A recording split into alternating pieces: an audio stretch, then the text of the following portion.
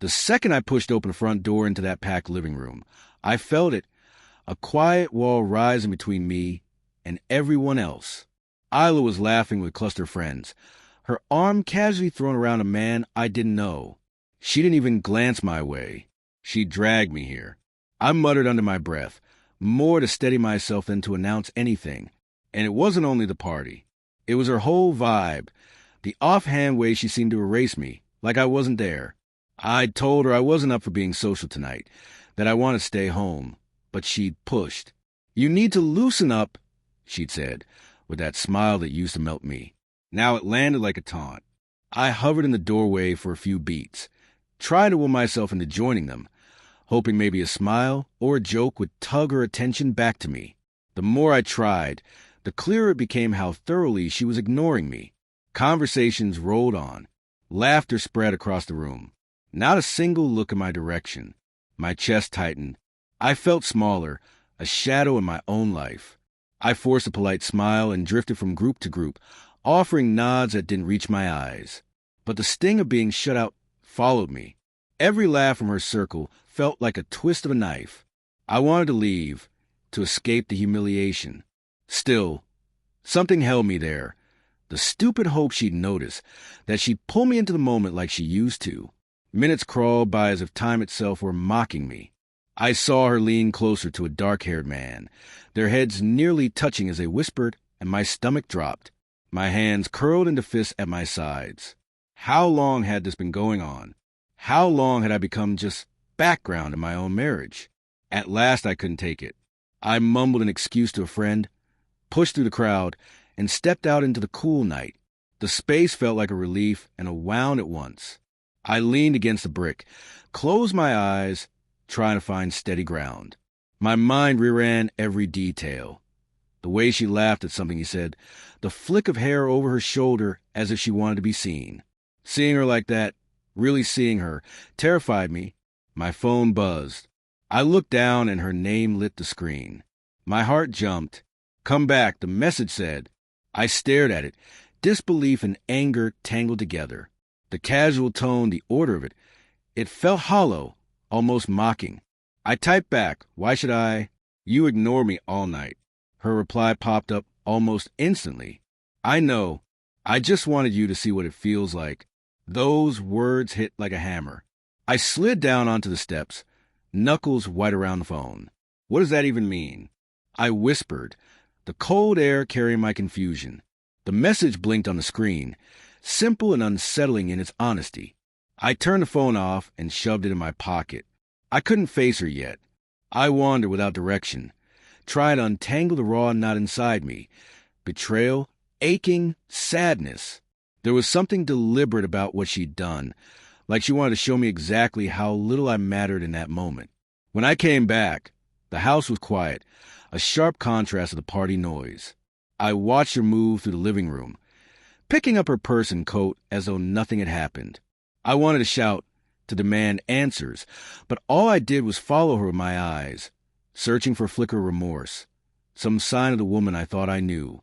Finally I spoke, voice shaking from feeling more than anger. "Why?" She turned, a flash of surprise crossing her face. "Why? What?" She asked like I'd simply asked about the weather. "Why tonight? Why him? Why?" I stopped, the words choking my throat. "Why pretend I don't exist?" Her eyes softened briefly, but there was a distance behind them that made my chest ache. "I wanted you to feel it, Soren, to understand what I've been feeling. Ignored, unseen.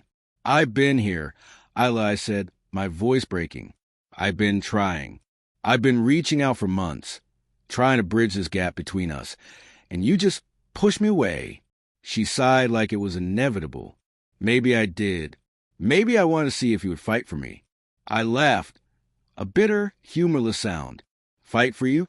I fight every day. And tonight, you made me feel smaller than ever. You made me feel like a stranger in my own home." She stepped closer, reaching for my hand. I pulled back. Don't touch me. Not until I understand what happened. Not until I understand why you humiliated me in front of everyone." Her gaze dropped. "I didn't mean to humiliate you," she whispered, "but I want to know if you even notice me anymore, if you even care.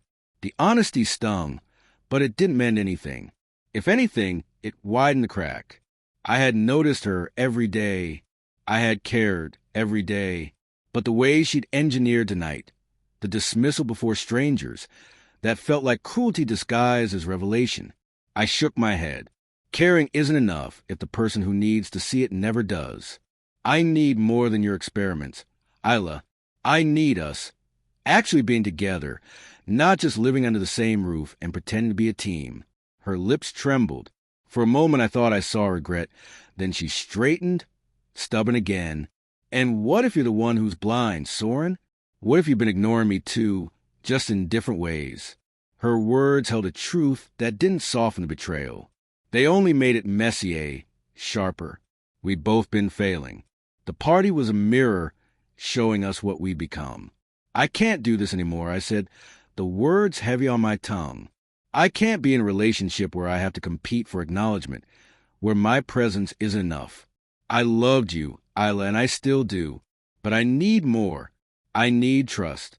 I need honesty. I need to feel wanted, not tested.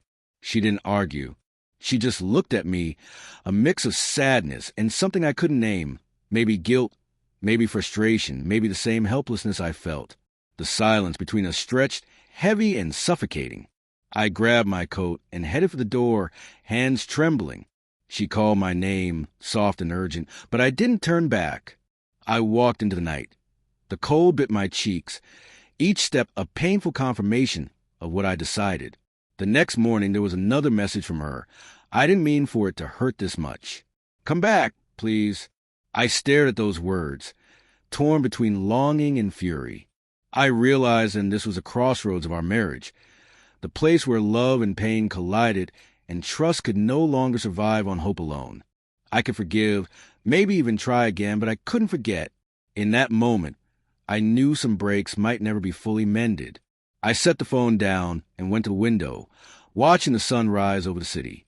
The light felt cruelly indifferent, highlighting the distance between us, the chasm carved by our mistakes. My heart ached, but a strange clarity settled in its place. I had to choose myself before I could choose anyone else. And for now, that meant walking away, even if it was the hardest thing I had ever done.